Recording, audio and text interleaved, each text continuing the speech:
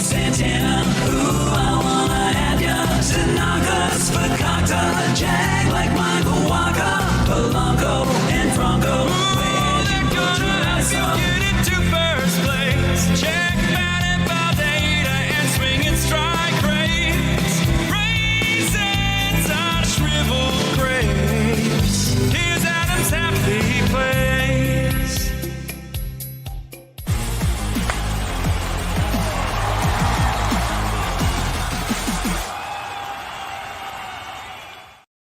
What's that? A double dose of Kokomo Friday? That's right. Welcome into a YouTube exclusive edition of Fantasy Baseball Today. Frank Stanfield here to get you all the latest information on the top prospects in baseball.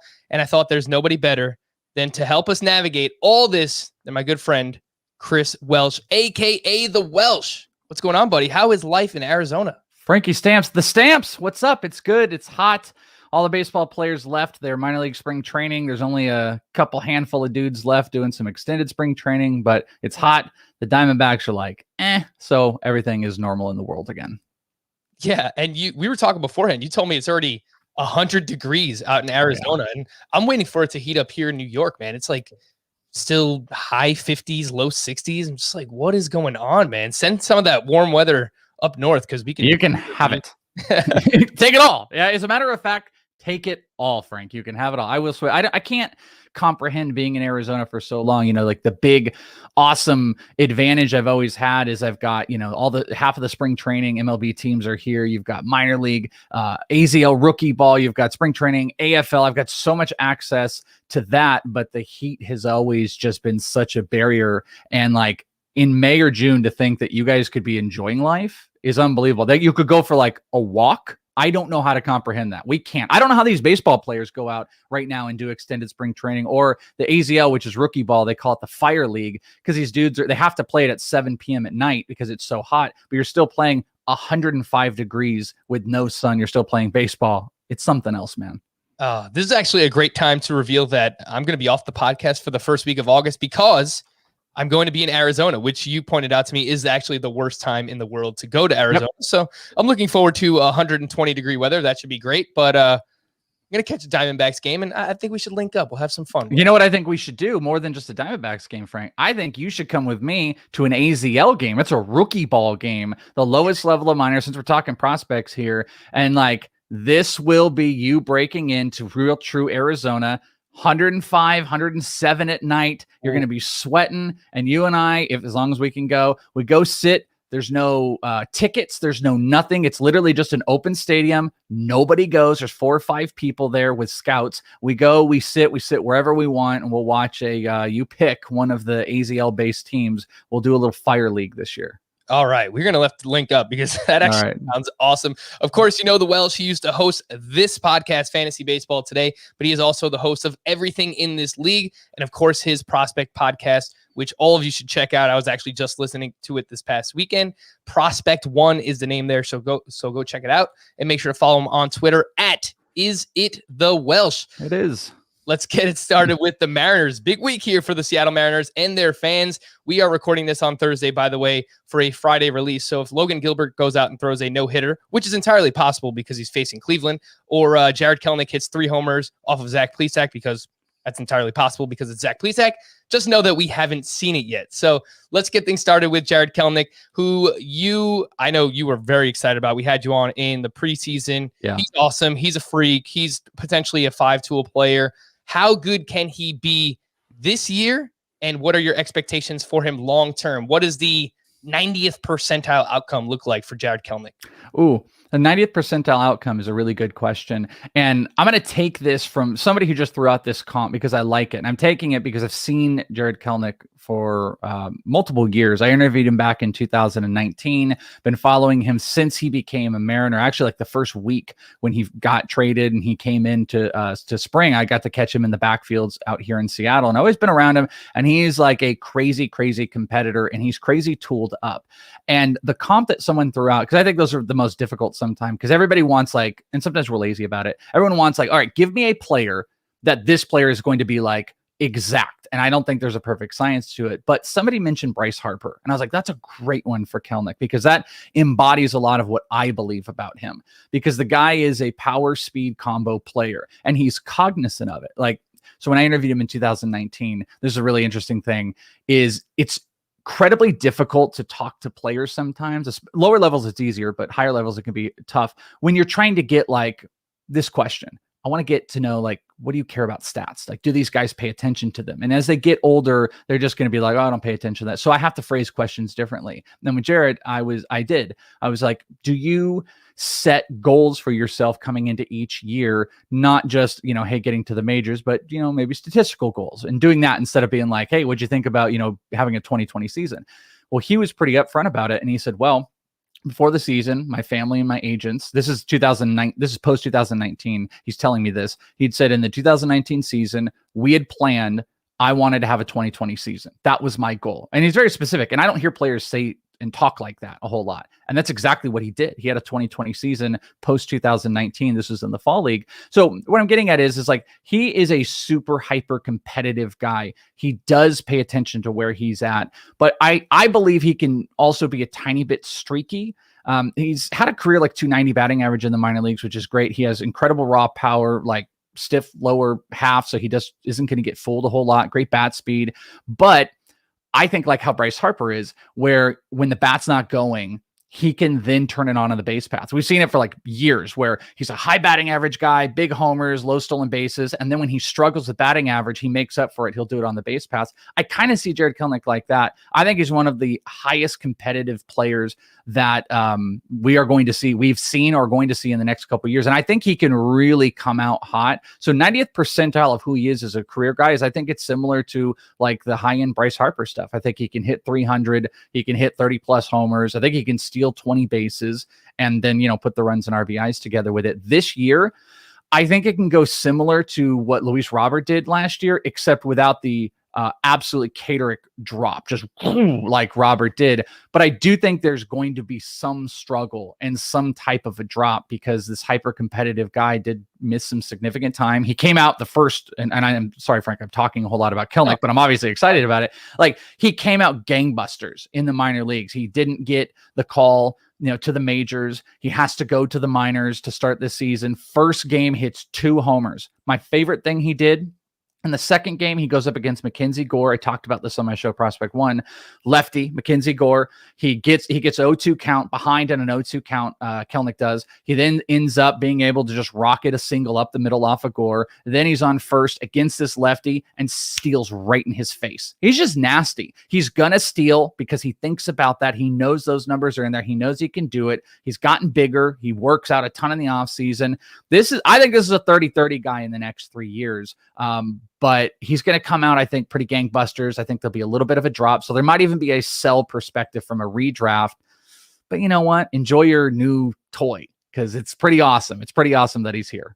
Yeah, and I love what you had to say about the steals, too, because we know the way that baseball has trended. I mean, steals are a stat where it's, do you want to do this, right? It's something, you have to consciously be thinking about, right? And yeah, sounds like it's that you mentioned that he wanted to be that 2020 player. So clearly it's something that is on his mind. So I really like that aspect of his game as well. So yeah, and I think it'll keep going. And that's what I think is going to be just so floor-ish for him this year, and whatever little struggles he go through. I mean, here's the deal with him versus Robert. Kelenoc's a better hitter. He's just a bet. Like, maybe Robert, is crushing the ball a little bit more, has higher EVs and stuff like that. But Kelenic has built his game around full facet. So like, he doesn't have a whole lot of crazy lower half, because like sometimes like really wild lower halves, big leg kicks and stuff, you can really screw up your timing, and you're trying to make up for it for off-speed pitches. Kelenic is just like kind of a rock down there, because he just built off of his hands and his bat speed,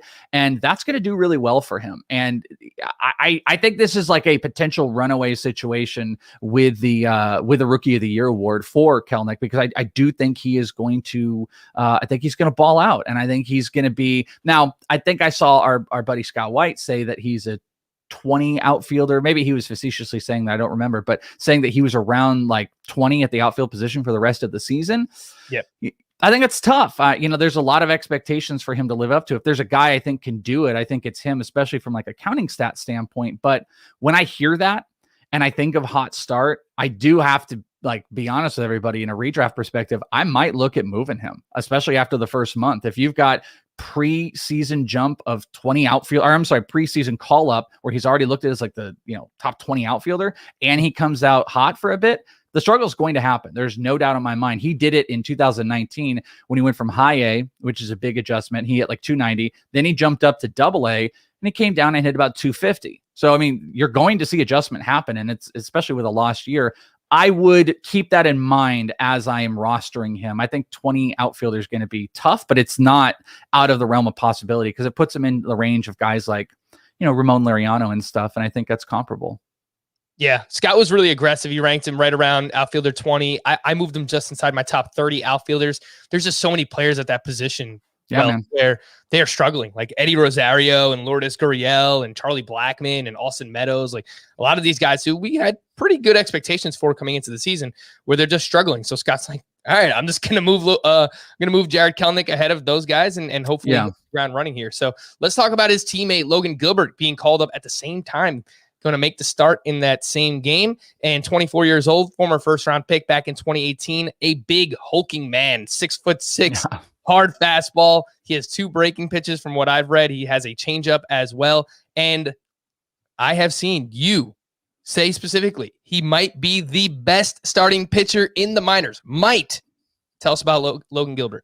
Yeah, my most recent episode of Prospect One, this is airing on Friday, so I have a new one that's coming out with James Anderson from RotoWire. But the week before, really good timing, Frank. I got a really good timing episode because I had actually like kind of predicted the Kelenic one, though it wasn't hard. I had said like, hey, listen, dude's going to be hitting his first road trip as of Thursday, going to Utah. He's in Tacoma, Washington right now. I don't see why the team wouldn't call him up. Boom, they did. The other thing I decided to talk about, and I felt really convicted in it, was to talk about, like you said, Logan Gilbert. Because Logan Gilbert, that game I told you with Mackenzie Gore, it was Gore and Gilbert going up against each other. What a great minor league game it was.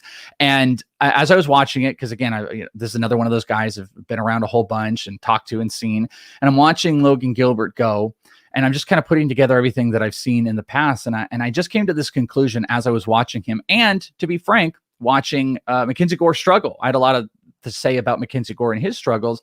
And I came to this conclusion as of watching it, and it was super hyper like reactionary, but I felt compelled on that episode to say, listen, I think Logan Gilbert might be the best guy from a total package standpoint. He's not the most exciting. He's not the most explosive. There's another pitcher we're going to talk about. I think it's a little bit more explosive. There's guys that are struggling that have more explosive stuff. Like Mackenzie Gore can be more explosive, but what Logan Gilbert has, I think, is the total package. His fastball's got a lot of spin on it, as Mariners would do, and it might be the best fastball. Sans George Kirby, like those two might have the best fastballs in the organization, including major leaguers right now.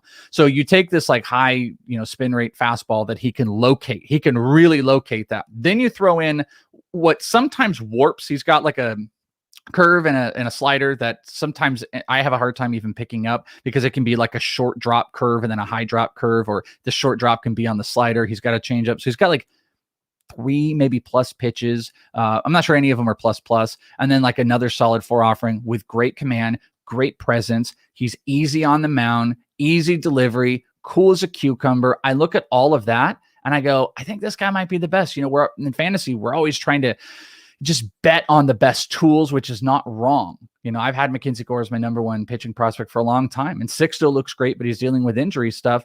So, he might not put up the flashiest numbers that all the guys are going to do, but from a total perspective, guy's got just over 2 ERA and like 170 innings pitch in his minor league career and a sub-1 whip. And he's done that over, the course of a couple years. You've had a pandemic. He got that AAA call. He met it. I mean, he looks fantastic, and I'm excited to see him. There could be some struggles because he's not like insane, overwhelming guy, but I think teams are going to not be prepared for a guy like him when they see the command and the painting, the ease of the delivery. And he's, like you said, he's like a big, bulky guy who's kind of not quite coming over the top. And I think I'm very hesitant to get in on like pitching prospects in the first year for fantasy, but this is why I decided to talk about him, because I knew it was going to come soon. Did not know it was going to come with Kelenic. I thought he'd get a couple more starts, but yeah, I think he might be one of the best pitching prospects in baseball.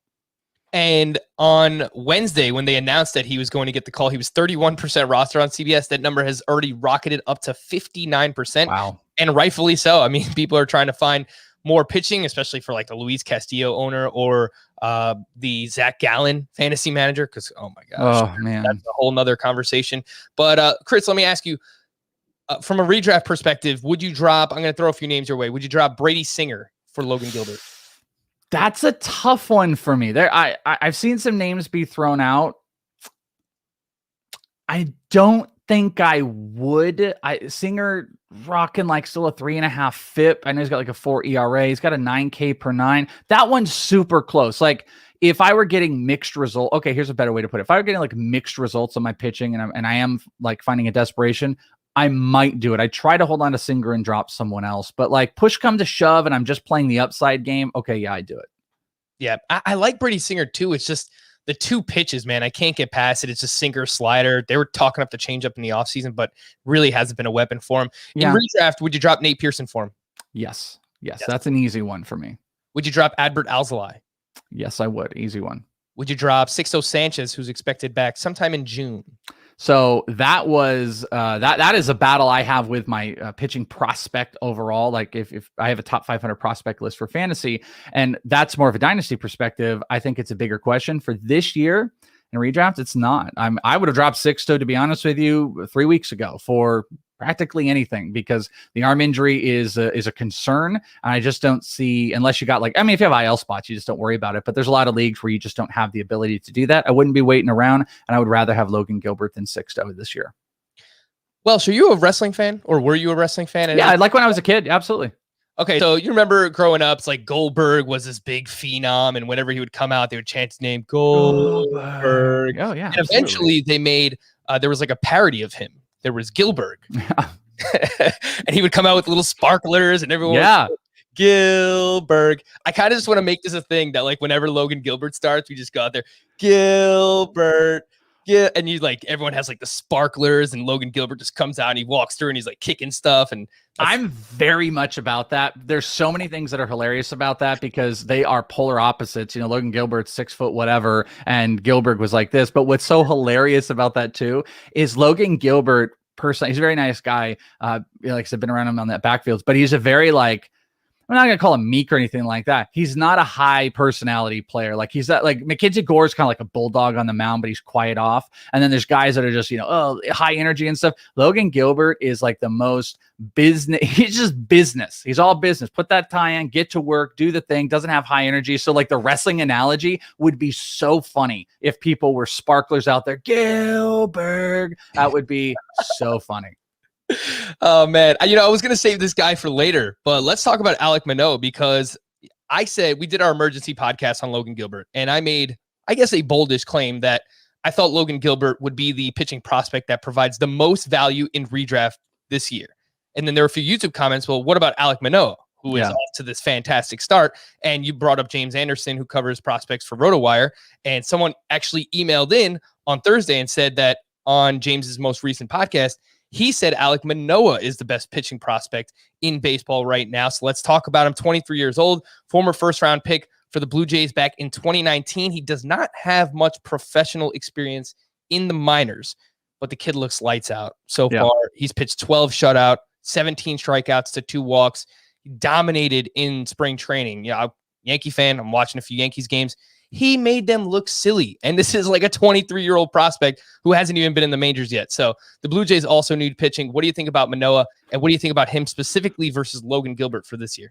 Yeah, so it's a great one. That's the guy when I was just saying a couple minutes ago, I said there's another guy that might be more electric, and that's Alek Manoah. And Alek Manoah, I agree with James's sentiment that like Alek Manoah is really, really worthwhile. I don't agree that he's the number one pitching prospect. I think some of that comes from time. Like 29 innings pitched. I'm not sure I could just throw him in there, but I think he's at the top like 5 or 6. I'd have to look at my top 500. He's top 5 or 6 as far as pitching prospects go for me.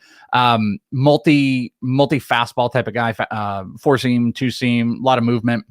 He's also been playing around with a lot of pitches as well, which I kind of like to see. He's mixing. Slider is a big one. He's got a changeup, and he's a big dude, 6'6", 260 on the mound. He's just big old hulking dude. And like Gilbert, he is one of those just easy rotational throwing guys. He just doesn't make it hard. Mackenzie Gore's problem is he's just lost command and his yips and whatever it is. And he also gets off track really easy with the big leg kick. It's something I noticed in the last start. Manoah doesn't, just like Gilbert. They just easy, throw it in, pump, whatever they got to do. Manoah might even be a couple more pitch multi guy.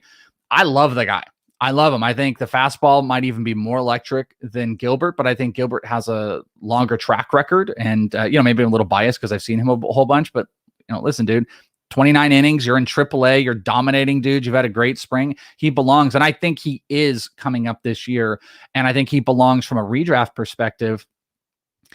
I might go Manoah over Sixto for the rest of the year, even if like they came up at the same time. Sixto has a little bit more of a track record, but I think Manoah's early success is a great telltale sign. He's a big personality, by the way. Like if you were going to have like sparklers and wrestling and stuff, Manoah would be the guy that you would want that for, because he's an energy. He's going to be pumping fists when he's out there. He's going to be dropping high 90s for strikeouts. But, he also, his like second start was fantastic, but the strikeouts came down a little bit.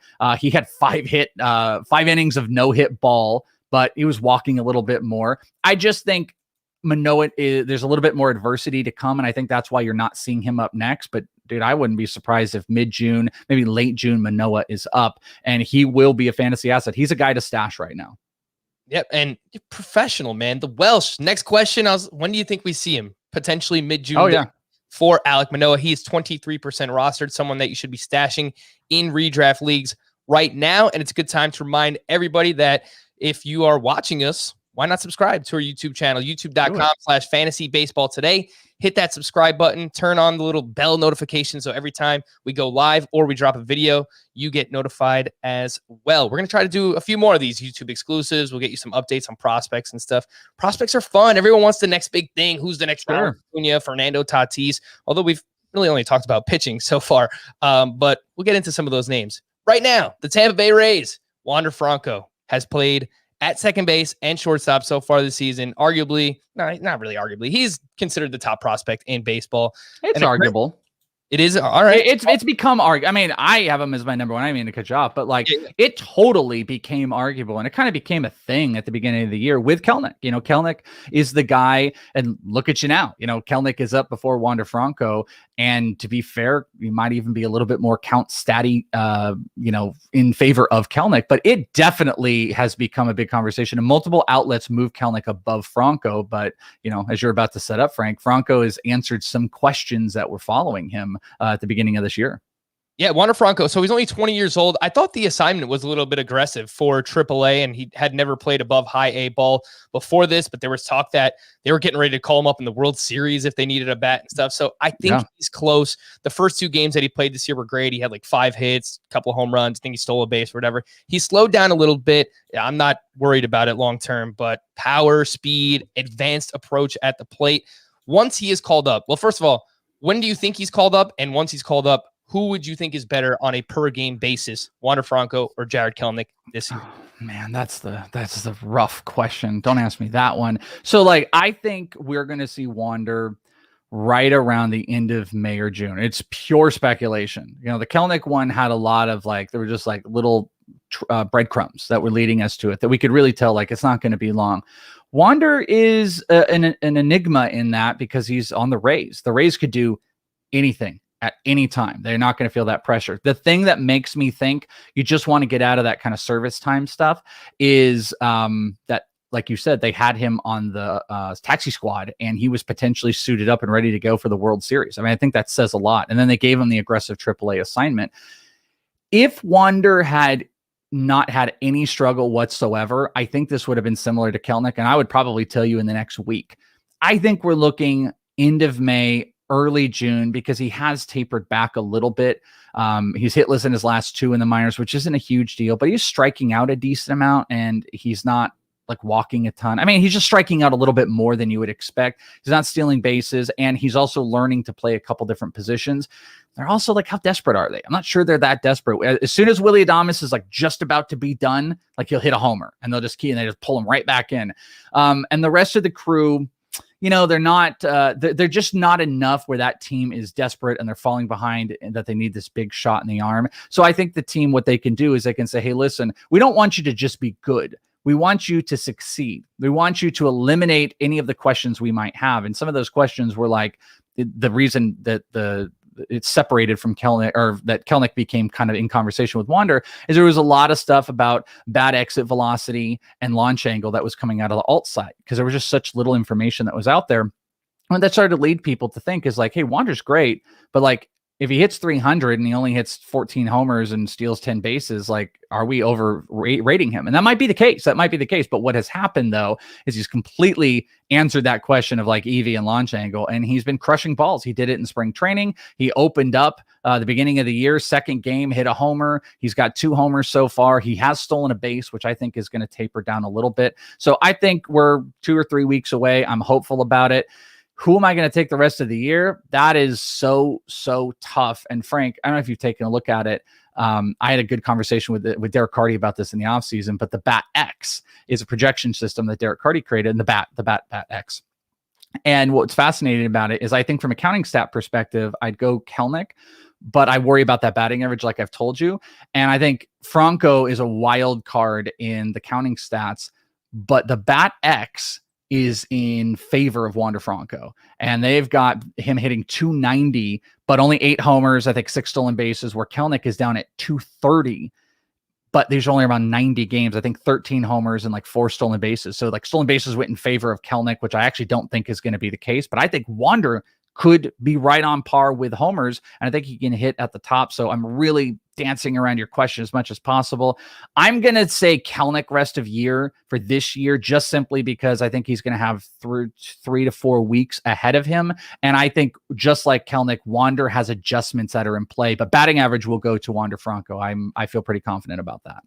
Let's take a look at his teammate, Vidal Brujan, who has caught some eyes here early on. Welsh and 23 years old. He has played basically everywhere in the minors. So this sounds like the next super utility bat for the Tampa Bay Rays. At some point, he's played second, third, left, right, center field in the minors. Originally known for his speed tool. He has 2 seasons with 48 plus steals in the minors. Vidal Brujan does. Comes out, hits 4 home runs in his first 5 games in the minors this year. So should you be stashing Vidal Brujan in redraft, roto / category leagues at this point? Yeah, you should stash him. If you expect him to come up in the next couple of weeks, I kind of don't think so. I could be wrong about this, because if there's one thing Vidal offers, like you said, it's super utility. Franco can play shortstop. I think he can play third as well if they wanted to, and second base. He's been working there. Vidal has been doing some outfield work, but I still think Franco's the first to go. So I think you just have to have like a more wide open spectrum for Vidal, but stashing him now for like a month is a no brainer. The 48 stolen bases. He's a huge stolen base guy. My big question has always been about power, and he's answered it this year. And they're definitely going to do the Rays super utility thing. You know, in 2019, when he was here in the fall league, someone had asked him, he was doing this live chat, Vidal was, and someone asked him like, hey, are you excited? Do you think you'll be up next year as a second baseman? And he answered, knowing this in 2019, saying, listen, I just want to play up the middle. So if it's second, if it's short, if it's center field, I'll be cool. That's just where I would like to be. So he already acknowledged that movement, and now he's playing across the field. So I think the super utility aspect gives him an advantage over Franco if they really wanted to, and I think that would get some feathers ruffled, but he's still also adjusting to his game. I think that's a big thing. The power, I can see a change in his approach to power, and he's still in one base, and he was the exact opposite. So I think they need to see a little bit more from him, have more games be played in the outfield, probably a little bit in the infield as well, and just make sure that the game is complete. But I would be stashing him, because the stolen bases, those will come back. Don't get fooled by the 4 homers, 1 stolen base. I think when he's here in the majors, it's going to be stolen base, stolen base, stolen base. Maybe similar to like an Andres Jimenez was last year, where he came out, led the league like the first month in stolen bases, and then kind of started to find his power. I think it could be similar, but a better batting average for Vidal. Let's just say that they get called up together or in a close proximity of each other, Wander Franco and Vidal Brujan. From a Tampa Bay Rays perspective, who do you think would lose out in most playing time in the major leagues, right? Is it Willy Adames? Is it Joey Wendell? Is Austin Meadows someone that we should be like worried about potentially losing playing time? I mean, I'm not the biggest Austin Meadows. That's hilarious that you're bringing him up, because I just did this player debate. I also do the In This League Fantasy Baseball podcast, and I picked on Meadows, and I went, who'd you rather have the rest of the season, Meadows or Raimel Tapia? And I put a poll out there, Frank, and for redraft, Meadows ran away with it.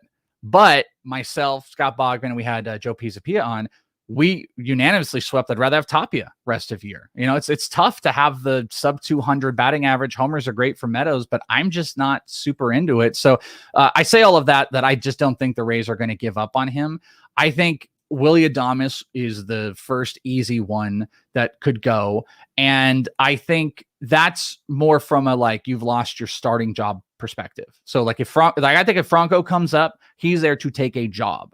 And it could be Brandon Lau, because he has really struggled. But Adames, I think, is like the clear-cut one that they could look at. Vidal would be up, and I don't think it has to be losing a job to somebody. They just want to spark to their offense, and they're going to let him play all over. Now, maybe that is a punch to Joey Wendell, because Wendell can be like a super utility guy, and Vidal being the new super utility guy would move him off. But I think the pecking order is like Adames is first. That's going to, be affected. And then I'd probably say Joey Wendell, and then I kind of lean Brandon Lau before Meadows. I feel like the team would cut on Lau before they would Meadows, but I could be wrong about that. Let's take a closer look at some other hitters in the minors and some big names. Joe Adell, he's at AAA, 22 years old. Seems like he was kind of rushed to the majors last year. He's off to an okay start, 6 for 26. He has 3 homers with a steal, but 10 strikeouts to 3 walks in 6 games. And this is partially what hampered him last year, was the inability to make contact. So when do you think we see Joe Adell? And if Brandon Marsh were healthy, do you think we would have seen Marsh before we would have saw Adell? That's a really good question. I think we're going to see Adell soon-ish.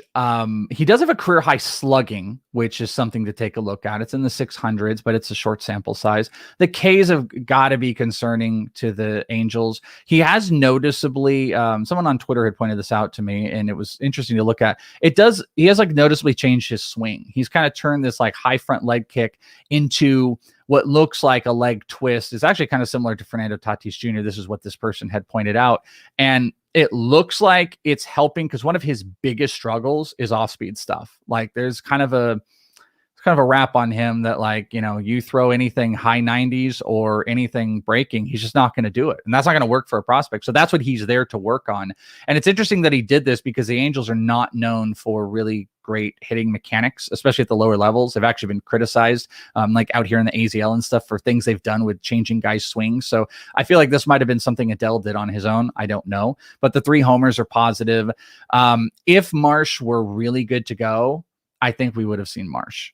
They love this guy, and I think a lot of people like him over, but I think there was a personal thing that happened, and there's some injury stuff, and he's got this exemption where he's actually been out here, I believe, in Arizona, still working up. So he's going to have to get minor league games under him. So Marsh would have beat him. But what I think is when the team gets desperate enough, they're going to go back to Adell. If Adell can get that batting average above 270 in the minors in AAA, then I think you're going to start to see him. So I think like mid-June, they just can't rush him, because he's still striking out all the freaking time, and he's not making enough contact, but he is showing strides with that swing change where the power is coming back, stole a base. Those are good signs, but I'm still like that. I still have that optimism for Joe Adell. I'm still trying to hold on, because he's a crazy athlete, but the pitch recognition at the higher level has just completely fooled him, and it's kind of been rough to see, but I think he can turn it around. I'm hopeful he can turn it around, and maybe this slight little swing adjustment, or at least leg adjustment, is going to help with it.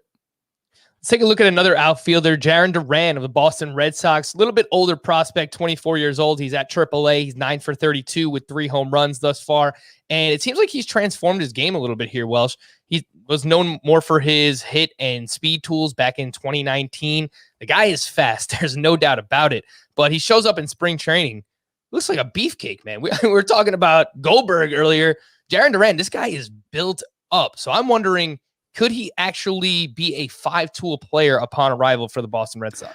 Yeah, I think that's definitely possible. It's funny. He had these like small ankles when we saw him in 2019, and it was just like, where are we going to go with this? And like, he just wasn't tapping into power. And earlier in his minor league career, through 2019, when I saw him in the AFL, he'd only had 8 career minor league homers. That was like in 190 games. Well, he's already got 3, which he's 2 away from his minor league career season high, and he's bulked up. He's making better contact. It looks like he's more cognizant of just making sure he's launching the ball. He can steal some bases, though. You see it with Vidal. I wish I understood the complete correlation. There is something about guys when they start to cognitively make sure they're hitting for power, that speed seems to take a back seat. I mean, Duran stole 46 bases in 2019. He's got 0 so far through 8 games of this year. Is it anything to read into? Not necessarily, but it's like, he gets on, he's got 3 of his 9 hits have been homers, and he has 1 double. So if you want to take a look at that, he's had opportunity to steal bases. He's had, 5 opportunities to steal bases, and he did it once and he got caught.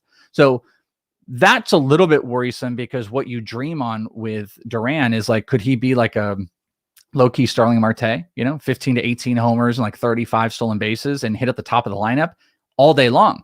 Now, if he transforms himself like it looks like he is, he actually might be a 20 to 25 and a 20 to 25 guy, like a 25 homer stolen base guy who hits, decent average. I think he's probably more close to like a 270, 280, but if he's hitting 2 in the lineup, he's a great asset. And I think all of that aside, he's made such big strides that I think he's coming soon. They've got great minor league guys. Jeter Downs is someone I think that comes up soon. Tristan Casas probably not this year, but Jarren Duran has been consistent. He played in the Dominican Winter League last year, and he was great, and that seemed to be a big change for him. So there's some swing changes. There's some just ideological changes in how he's approaching the game, and he's finding some pretty good success. We just got to make sure that sellout for power doesn't have any like streaky setbacks, because if so, then I think his timeline of getting called up is a little bit back. But I don't know, maybe I think June feels like a really good spot for some of these guys who are succeeding in AAA, and I think the Red Sox they could probably use him. If you're in a redraft, roto, or categories league, who would you rather stash between Brujan, Joe Adell, Jarren Duran? I knew you were going to ask me that. I knew you were going to put Brujan in there. I would probably stash Brujan, I think, at the top, and then Duran, and then Adell. Adell might have the highest ceiling of all those guys, and that might sound weird because those other guys with their stolen bases, but he has got the deepest floor. Like, he could just completely bomb out, and he's already showing signs of it. Duran might be the most complete, exciting player. And actually, here's the argument. Duran, when he comes up, I think is the type of guy that has a gig full on. I'm not sure Brujan does, but Brujan, I think, is electric in his power potential, in his batting average. I think he's a better hitter than Duran from a hit standpoint, and he can steal bases like nobody else. So Brujan slight, Duran just under, and then Adell is unfortunately a little tier below. I'm going to lump these next two together, and they are both currently in AA. CJ Abrams with the San Diego Padres. He's played a little bit of second base and shortstop this season. He's 10 for 32. He's got a home run. He's got 2 steals. He had a really solid spring as well. And Elliot Ramos, who is a 21-year-old outfielder for the San Francisco Giants. He's 10 for 25. He's got 2 homers, 3 steals. I'm a little bit skeptical when it comes to the steal numbers that we've seen from Ramos, because he does have a bunch of caught stealing in the minors as well. But he had a great spring where he hit 410, 3 homers with the Giants. So between these two, who do you think can have more of an impact this year and then long-term?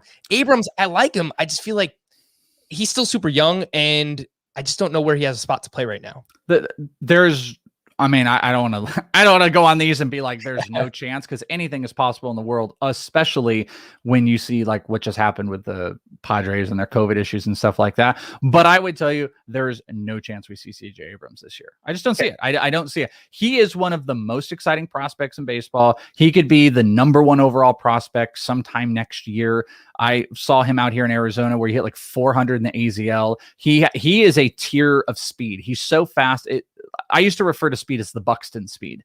Now I talk about it in the Abrams speed. He's so fast. He makes great contact. I was there for his first professional homer. He walks into that. He's a stud. He really wants to play shortstop. That ain't happening here. He started playing second base in spring training. I think center field could be a spot, which he hasn't worked at yet. And he's just so young. Think about it. He was playing in rookie ball in 19. Then you had the COVID year, and then, you get a really aggressive assignment at AA. We forget, like, we still do need development. And I know some teams are trying to kind of like buck that and be like, well, why even waste that developmental time? And I don't necessarily disagree with that. Padres have no rush. There's no chance. I say there's no chance we see CJ Abrams. They really need to let him succeed, marinate, and play a couple other spots. But Ramos, I do think we would see. And I think ownership had talked about in 2020 that we may have seen him if there were a minor league season, that they had talked about calling him up already. And I know what you're saying with the stolen bases, but I disagree in that it was one of the first things when I scouted him in the AZL that came out to me was like, this guy can actually run. He's like a big, bulky dude with huge power. He makes really good contact. He went through this slumpy portion of his career and he's completely readjusted. He's attacking baseballs and he's having a really, really good run at this minor league season so far, hitting 400. He's got those 3 stolen bases. I think Ramos, if you're talking about 90 percentile, is a 30-plus homer, double-digit stolen base guy who's hitting in the middle of the lineup in 290. That's like the high percentile. But I don't think the stolen bases are a fluke, but he's not going to steal 20. Don't think like that. He's a bigger, bulkier guy that if he has a choice, he's going to probably back off of that. But I think you can get a handful up to 10 in a year. And I think he's a 30-plus homer guy. And I think he's a sneaky guy that no one's talking about that you could potentially look at picking up and stashing right now. Would you put Ramos behind those other 3 that I mentioned, Adell, Vidal, Brujan, and Jarren Duran? Just for redraft. I might be willing to put Ramos over Adell. That's how much I think Ramos is like pushing. Like Ramos to me is a guy that they might jump AAA and come straight from AA if the team wants a power offense. The guy's hitting 4. He doesn't belong. He doesn't belong in AA right now. He's destroying AA. I'm surprised he hasn't even been called up to AAA. Maybe he gets called up a little short bit. Maybe it's July that he comes up, but I'm just wishy-washy on Adell. It just depends my risk factor. I'd be willing to say stats at the end of the year, Ramo might outperform Adell even in less games. I'll do it. I'll put Ramos above Adell as far as stash.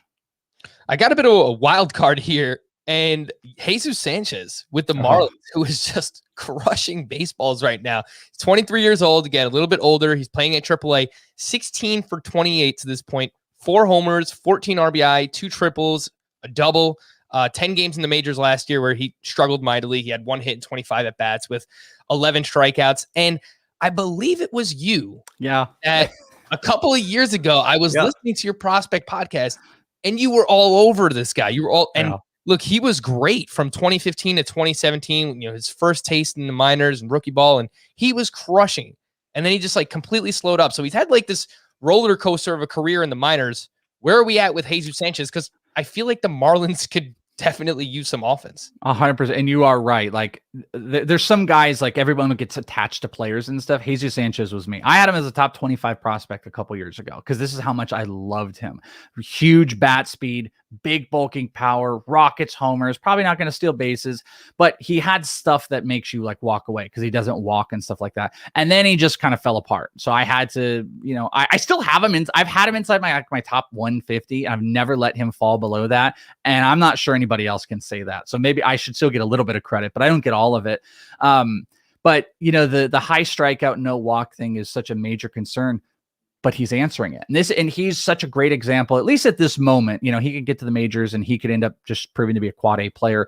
But like, this is why development is just, it's not like linear. Like, it's just, there's so much to go with it. Everyone's like, oh, this happens and this happens. And if it doesn't, it's failed. It's not this linear path. There's so much that is into it. And he's just such a great example. He has not struck out in 3 straight games as we're recording this, which I think is an insane thing if you have followed him at all. He's got only 3 strikeouts on the entire minor league year and 2 walks, which shows transformation of the game.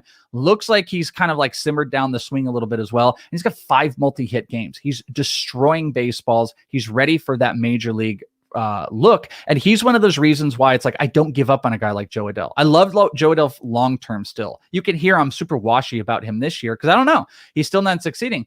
But Sanchez is hitting like 500 in AAA. They're going to call him up soon. I can't imagine we walk into June and he's not there. How he succeeds, I don't know, but he's had major league experience. He's had the COVID major league experience. He's dominating AAA. These are all great signs. And he's showing signs of not striking out as much. And he's walking a little bit. All of those are buys. I would put Sanchez of the list we were building. Who was our top 2?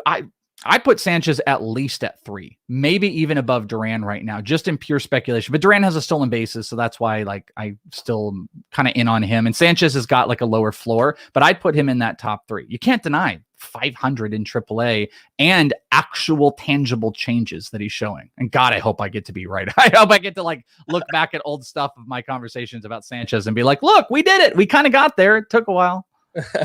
Welsh going to be out here dunking on people with Sanchez. So look, definitely a name that, look, if you play in like NL only redraft, for sure, 100%, like get this guy on your team right now. I think 15 team, deeper leagues, category leagues in particular, you want to get Jesus Sanchez on your team. Only a 10% strikeout rate in 7 games thus far. So again, making those adjustments, the name Jesus Sanchez with the Marlins. Let's take a look at some pitchers here, Welsh, and we'll start with Matt Manning, who I felt pretty confident coming into the season that, if he got off to a good start, maybe we see him by like the end of May, early June. Now I'm not so sure because he has not gotten off to a great start. He's only made 2 starts at AAA. He's allowed 6 homers to this point. He's got a 6.55 ERA, and he's dealt with some arm trouble last year that shut him down at the alternate site. So maybe it's like later in the season now. It's not like the Tigers are really playing for anything. What have you heard from Matt Manning? Yeah, I mean, I don't think they have clearly shown one thing. They have no desire to rush him. They did it with Casey Mize. I've heard from a lot of people, might have been like Jim Callis I was talking with about this a while back, but like with Casey Mize, guys that throw like high amounts of like splitters and stuff like he does, that they just feel the necessity to get him up to the majors soon because you can have, they want to get as much as you can out of him before potential arm issues come up, or maybe that they can start to get him off of that. But there's just a college arm. My point is like a college arm with stuff that it's like you want to get going now. They kind of did the same thing with Skubal, but they have like clearly shown no desire to rush Matt Manning. He's also had some injury stuff. I actually think this is one of those cases the home runs make him look worse than he is. He's only walked 1. He struck out guys. He's gone through kind of fits. Like he had this really weird inning where he struck out the side, but also gave up 2 homers in an inning. So it's just inconsistency. So it's kind of like Mackenzie Gore. I actually think there's almost like an arms race of like, who's going to come up first, Manning or Gore? I'd go with Gore, I guess, at this point, but I'm not interested in Manning because also with those inconsistencies, I don't want to bring those to the majors. And I think people should remember like Tariq Skubal, you might have a similar outcome with him. So I'm not interested in stashing Manning, even if he comes up, maybe in a points league, of course, you get some of those going. He's a good strikeout option, probably a better overall pitcher than Casey Mize is. But with the inconsistencies, with the injuries and a Tiger, I'm just not super interested in him this year. You mentioned Mackenzie Gore a few times. I don't have him on the rundown, but I'm sure you don't need me to prompt you for Mackenzie Gore. No. You can talk about him all day long. You recently saw him pitch in the minors. So, what's the latest on Mackenzie Gore? It seems like there have been opportunities where he could have gotten the call so far with the Padres last year, this year, but he still has so many things to work on, specifically in terms of repeating that delivery and getting that control down. So he's another one where I'm sure the upside long-term, it's still great. You got this guy in Dynasty. I think you should feel good about it. But at the same time, I don't really know that he's going to make a huge impact this season for redraft. No, I'm off of it. Like, I for the first time, this was in that Logan Gilbert conversation I had on Prospect One. Like, I had come to the conclusion that I need to step off of Mackenzie Gore. Plus, I've had, people finally tell me what the issue was because he was kind of a mystery. And it is command. He cannot command pitches. And it was in full force in that start. You could see it. Could not get his fastball going. It was the thing he was trying to set up the rest of his pitches. those were inconsistent. His timing, you could see like one leg kick up and then quick pitch and then one leg. It was just, he was inconsistent. And I think that's why they don't want to push him. They really rocketed him through the organization, and he just got the yips, as it was described to me. And it doesn't look like it is clearing up whatsoever. So do I think he'll come up this year? Yeah, I think it is a possibility. I kind of think, and I know you don't want to screw with it too much, but I wouldn't be surprised if the Padres, and I kind of think that it might be beneficial for them to put him in one of those just multi-inning relief roles for this year. It's not the worst thing in the world. You're not going to ruin a prospect by doing it. Ryan Weathers looks fantastic, and that's where he started. I would do that with them when it's needed and when they're ready. And I think that's not coming until July. I just don't see it. Like, they've had all these opportunities. Moriones, Tommy John surgery, and left and right, they've got these spots. Unless they become desperate and we lose Darvish or Snell or something like that, I just don't see them going down that road with Mackenzie Gore. And he's just no longer the top pitching prospect. He's not the number 2 pitching prospect anymore. He's got great stuff, but the inconsistencies as he's developed higher are so apparent. It's similar to Joe Adell. Those two are very similar. They've got like great ability, but neither of them are tapping into it. And they're also showing like extra signs of concern of not only they're not tapping into it, but they're hindering themselves from really getting close. So that's why I have a tough time with both of those guys. Like, I want to love them long-term, but I really I'm a bit hands-off with both of them for this year. When you said multi-inning reliever role, it kind of reminded me of the development of Julio Urias with the Los Angeles Dodgers. Totally. Where they have slow played him, but look where it's come. Like, to this point, he finally looks like the pitcher we all expected him to be, and he's going deeper into starts. And again, every player, prospect, pitcher is on their own timeline. It's not just because one prospect comes up and they're awesome and they hit the ground running right away. Totally. It's going to happen that way for everybody. So that kind of just came to my mind. I was like, we've waited forever for Julio Urias to be a thing, but it's kind of played out. I think that one is it's a perfect comp. I'd also throw out, look at Michael Kopech. Michael Kopech to me is like a perfect example of him, because that's someone I watched a lot. Michael Kopech, incredible when I first saw him. Then, that fastball flatlined out and he didn't have his secondaries. He got hit for like 2 years. His changeup was garbage. I watched this one minor league spring training game where he was just getting hit all day long. And it was crazy because all these guys had to do, because he wasn't commanding his fastball, and they just have to wait and sit on some of this off-speed stuff. And then what happened? The minute he got to the majors, when everyone cooled on him because of his prospect time, he was incredible. Then he gets hurt. But now look, they put him in a multi-inning role to stretch out. Give this kid some confidence. That's what I think guys like Joe Adell need, which you're trying in AAA. But Mackenzie Gore, give him some confidence at the major league level. Put him in an inning success. Put him in an inning success. Go 2. Let him feel out the game in 1 or 2 innings at the major league level and carry that with him. And right now they're just trying to let him, eat innings as you would in the minor leagues. But if you're going to get him to the majors, I think that's the best thing for long-term success with him. You brought up the name Michael Kopech. I kind of want to cry a little bit, Welsh, because we did the Scott White Dynasty League expansion kind of draft, or I forgot the word that he used to describe it, but you, me, yeah. I took Trevor Larnach over Michael Kopech, which who knows, maybe Larnach turns out to be awesome, but was he available? Was Kopech available? Did we both passed on him then? I mean, we both had an opportunity. I feel awful right now. I feel sick to my stomach if that's the case. I mean, I had a couple really good picks in there, and then a couple that, like Matthew Allen, who I thought would have been a beast with the Mets. He had Tommy John surgery. That hurt. Oh gosh, I feel sick. Yeah, it's rough. I'm going to ask you about 2 AA pitchers that are off to great starts, respectively, and DL Hall with the Baltimore Orioles. He's 22 years old, and Hunter Greene with the Cincinnati Reds. He is a 21-year-old starting pitcher. The guy consistently throws like around over 100 miles per hour. He's got a very live arm. DL Hall to this point with the Orioles, 9 1/3 shutout. He has 19 strikeouts, 2 walks. So I don't think that we see either of these guys this year, but maybe you feel differently about it. I kind of like with the Orioles, it's, why would you push these guys? I think you just kind of wait until everyone's ready and bring them up together. But between Hall and Hunter Greene, what do you have on these 2? Well, Hall is really transformed himself as well as like a plus fastball, curve slider, just really attacks the Orioles in general have really changed the way they approach pitching and the way they develop pitching. Grayson Rodriguez and him are 2, not only just great prospects, but they're the future of this team. And DL has looked awesome at the beginning of this year. But like a lot of these guys, I think he needs to build up innings. I would say if you were asking me between the Orioles prospects, who's the possibility to come up? It's DL. Between these 2, DL and Hunter Greene, it's DL. Don't think it happens, but I think it could be at the end of the year, especially I think Adley comes up at some point this year. I think it's beneficial in like an August, September to, let these guys have some time, especially if they're going to compete into next year and you're playing for nothing. So I think you could see them. Hunter Greene, this is like CJ Abrams.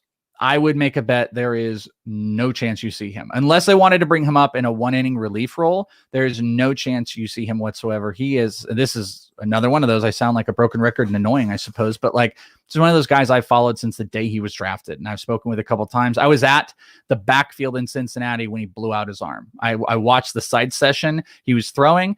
It was going awry. It was bad. He came out the next day, Tommy John surgery. He was out.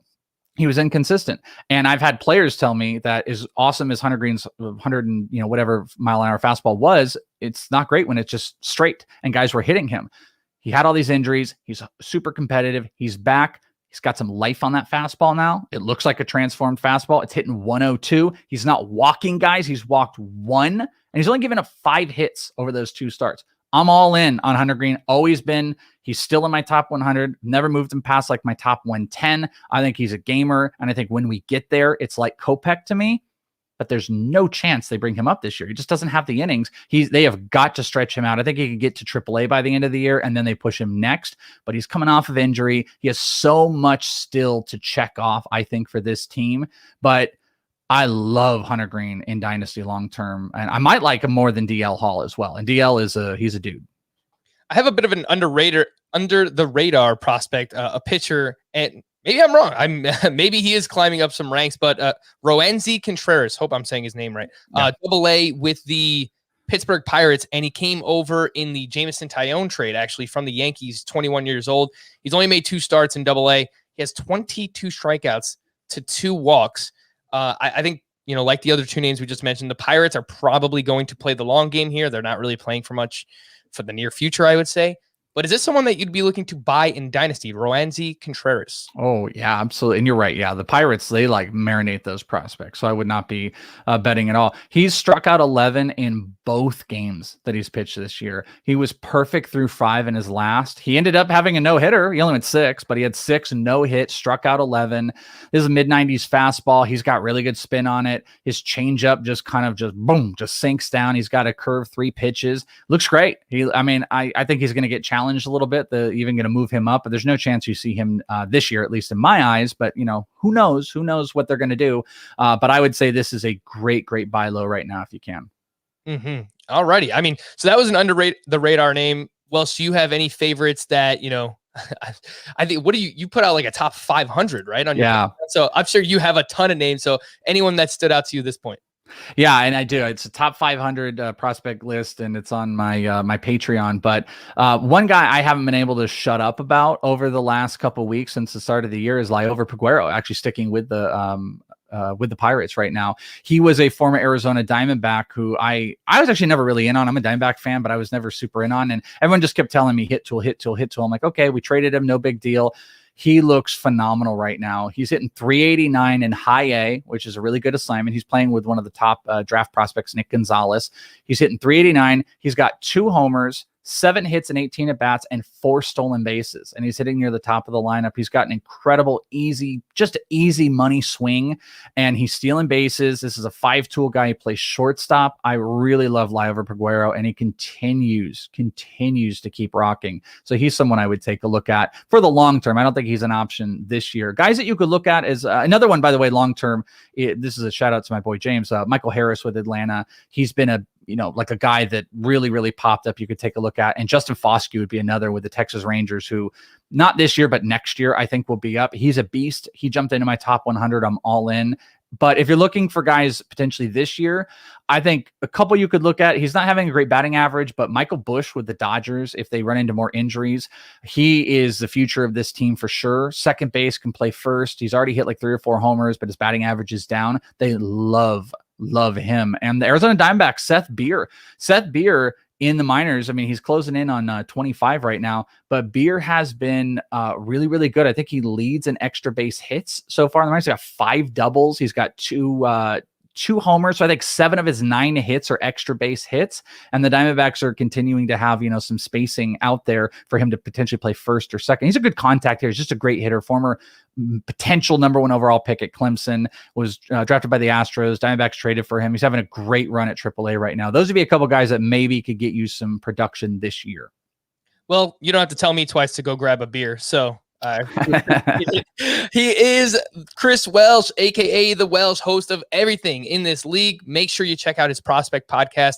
It is Prospect One of the best in the industry. Follow him on Twitter at @IsItTheWelsh. Anything else you'd like to promote while you're here, buddy? Just like we talked about, the only thing I could tell you is check me out at patreon.com/ITL Army. There's tons of stuff there, but if you're into the prospect game, which I imagine you are because you're watching this, you might want to come and check out. If you sign up, you can get the top 500 prospect list. There's also Dynasty. I do draft. I sort them by team. I created an ADP system for prospects in the preseason, and I've also got some group me rooms where people are talking prospects and just tons of cool stuff. So that's a way to support and check out the things I got going on. Patreon.com/ITL Army. Thanks for having me, man. It was good talking prospects with you. Oh yeah, look, I bring up like the high end names, Ronald Acuna, Fernando Tatis. Everyone's trying to find someone, but it is fun, man. It is really fun to track these guys throughout the minors, and more than anyone, right? Like, I live in New York. I don't get to watch any like minor league games, but you're there. You're going to Fire games, Fire League, whatever you mentioned. Yeah, the Fire League, AZL, Fire League ball. You're coming with me. I'm ready to go. But I mean, dude, you're right there, like in the thick of things. So like, it must be awesome for you to kind of watch these guys and their development. And now you can see Jared Kelenic, make his debut in the majors, and you've been following him since he was drafted. So it really is a fun journey, and there's a lot to know, but that's partially of what makes it so fun and playing in both Dynasty and Redraft League. So make sure to check out his work again. The Welsh. I am Frank. Thank you all for listening and watching Fantasy Baseball Today. We'll be back again on Monday. Bye-bye.